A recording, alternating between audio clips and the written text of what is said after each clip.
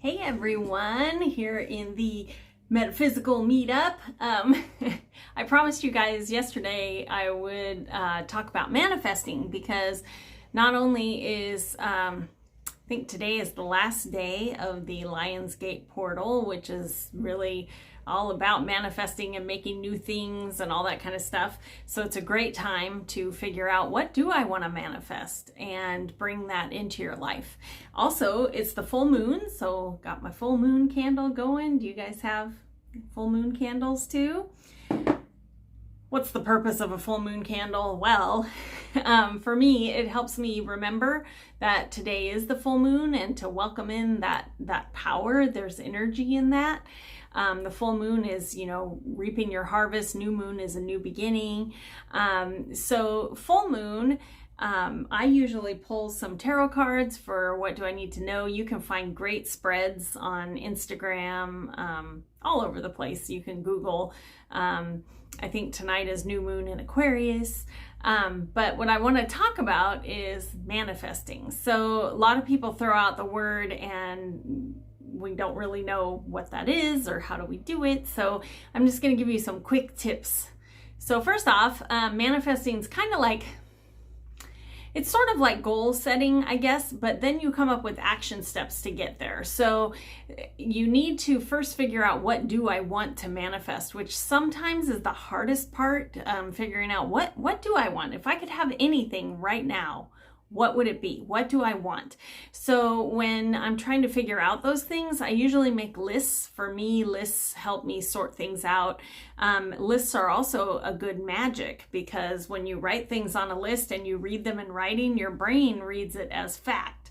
So it's a great way to figure out, what do I want to manifest? Write a list, and then when you read down those things, which ones bring you the most joy? Which ones are you most excited about? That's what you should manifest first. And then you take that out of your list, and here are a few tips for manifesting. First, break it into tiny pieces, because sometimes when we finally figure out what it is that we want to manifest, it can get super scary, like frozen scary.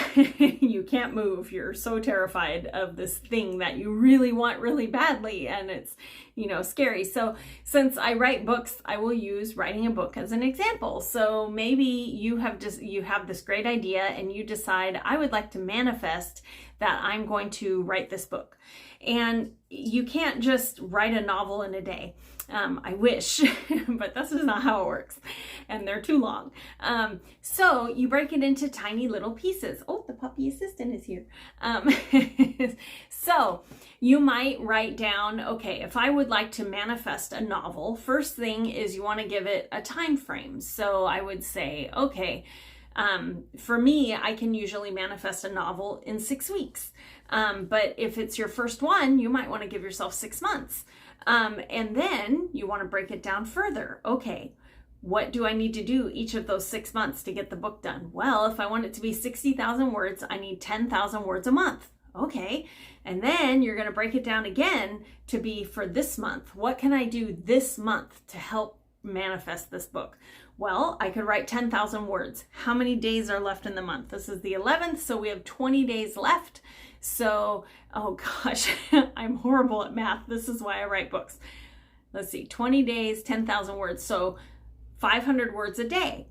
So then you figure out, okay, so to manifest this book in 6 months, I need to write 500 words a day for August, from now till the end of the month. That is how you start down the path of manifesting.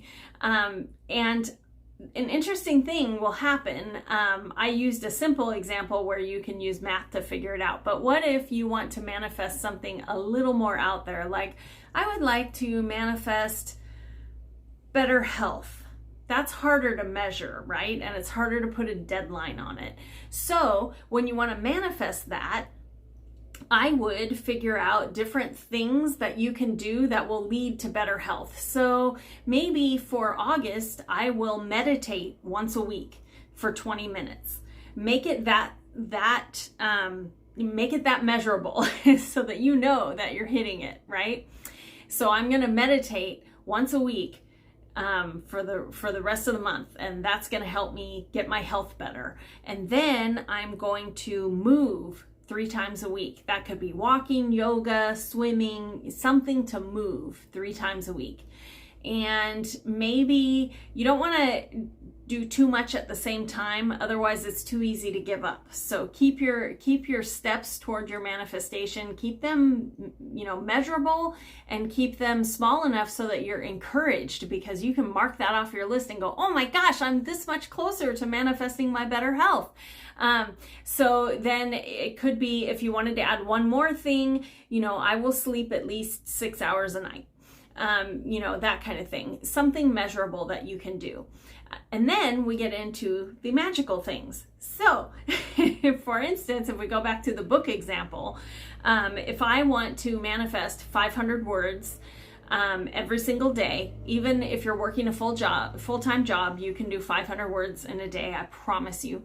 So if you are working a full-time job or have a family, so you have to start writing later, here are some tips for that also.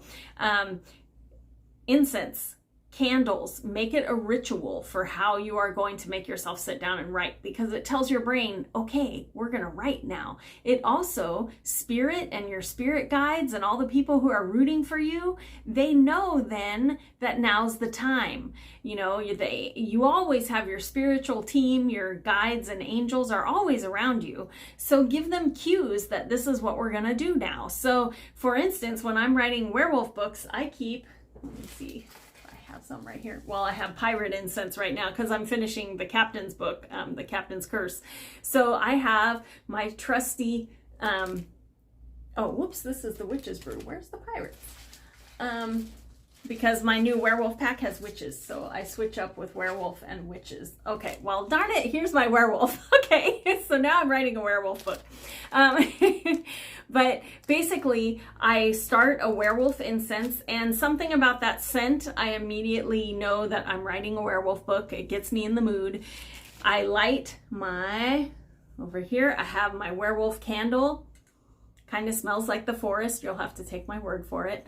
You can find cool scented candles for not too much money on Etsy. That's usually where I get mine. But when I light my candle and start my incense, my husband will walk by and Ken will go, wow, it smells like writing in here. But that smell tells my brain and me that everything else, I'm quieting it down and I'm writing. I also make playlists for my books. Those can help you as well. So when you are manifesting something, it goes beyond just making these little tiny steps that I can mark off my to-do list. It also, if you want to bring the metaphysical into it, if you want it to be more than just goals and action steps, then add in these little tiny things where you are welcoming spirit in to help you. You can also involve your chakras. If you decide that you are going to write a book, your throat chakra, even though you're not talking, you are getting words out, you're communicating. So wear turquoise. Turquoise opens up your throat chakra and promotes good communication. So wear some turquoise jewelry. You can pull in all these little tiny spiritual things into your everyday life. And if we go back to the writing example, if we don't know what we're going to write today, we worked all day, I'm tired, so what am I going to write? I turn to tarot cards. And so let's say I have my deck right here. I'm just going to pull one out. What am I going to write about? The Fool. What a great writing prompt. So the Fool is all about taking a leap of faith, trying something new, trusting yourself. So I would write a scene where my character does something they have never done before. They're a little nervous, but the Fool tells you you're not going to make a fool of yourself. So take that leap of faith, trust yourself. So I would put my character in that situation. Off I go, 500 words, boom, done. That one step closer to manifesting my goal of a book, right? And so right now, while that Lionsgate portal is open, it's a perfect time to figure out, what do I want to manifest? Sometimes we feel lost. We're very busy and we go through life, work, sleep, eat, repeat. And when it gets like that, your crown chakra is where you connect with spirit or God or whatever your belief system is. It comes right off from your crown chakra. And when we get super busy, we cut that off. We just close it off. It's like we're wearing a hat. And so little tiny things like lighting a candle, lighting incense, pulling a tarot card can all help to lift that hat a little bit so that you can get back in touch with spirit. So when you feel like you've been wearing a hat for a while and you've sort of lost your path, and you start thinking things like, why am I even here? What is the purpose of my life? I must have a higher purpose than doing customer service at the Home Depot or something. And you start thinking thoughts like that. And those are times when you really need to, clue back in, meditate, talk to your spirit guides, do automatic writing where you write down, what should I focus on? And you'll get some ideas. Oh my gosh, the lawn people are out there, sorry. But best laid plans. But anyway, if you start tapping back in, meditation is a great way to do that. Automatic writing, listening to music, all of those things can help you to tap back in. Hi, Marlena. Oh, I'm glad it's helping. Yay. I'm glad it's helping. So anyway, you can do all these little tiny things to bring you back to spirit, to feel tapped in, because I promise when you're feeling lost, like you don't know where your path is and you live your life, wash, rinse, repeat, it really sucks all the joy out of your life, and it doesn't have to be that way. So little tiny things like this can just bring you back into spirit. And the reason it's important is because when we tap back into something bigger than ourselves, it reminds us that we're part of everything that's out here. We're part of it, and we got put here for a reason. We were made for this moment right now. And so when you do these little tiny things to tap back in, it reminds us. And then you start seeing signs, which, some people like to talk themselves out of it. No, it's just a coin somebody dropped. No, it got put there so that you could find it. How cool is that? You open a book and it opens right to your mother's name. What? That is not a coincidence.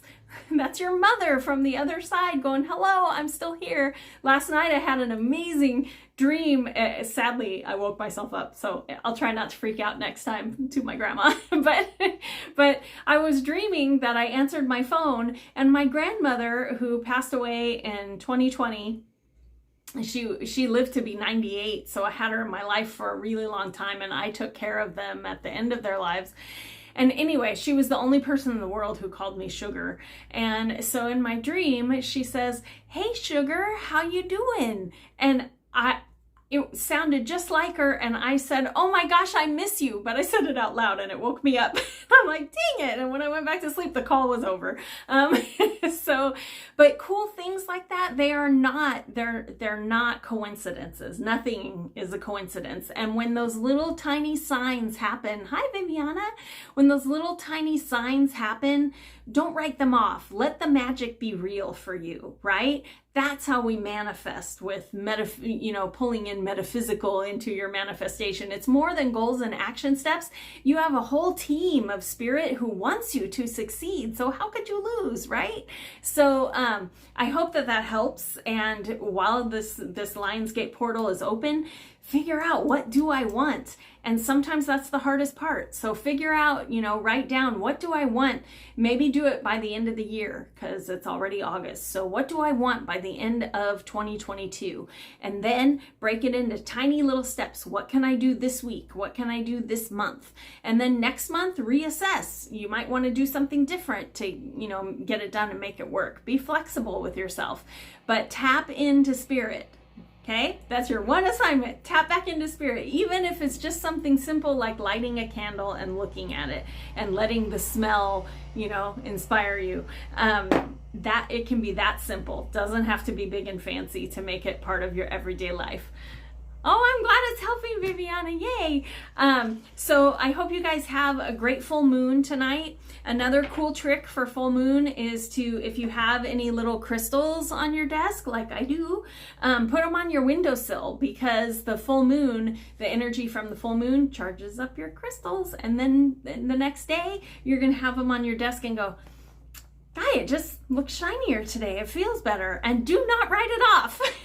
Say, yes, it does, because thank you, full moon. You're allowed to have a little magic in your life, okay? So have a great full moon. I love you guys. Thanks for being in the group. Tell your friends about the group.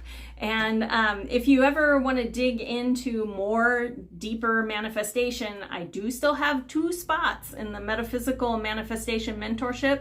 I'm just doing a trial run right now, so go to my website, but it has been amazing. So far, I'm so proud of my people who are manifesting amazing things. So anyway, if you want a little more support, go to my website and click on the manifestation. Maybe I'll put it in the comments, the link. But I got 2 more spots. So come join me if you want some help figuring out what you want to manifest, or even if you have a goal and you want to. I'd be happy to help. So have a great full moon, guys, and light a candle, light some incense, grab some crystals. Woo! See you guys later. Bye.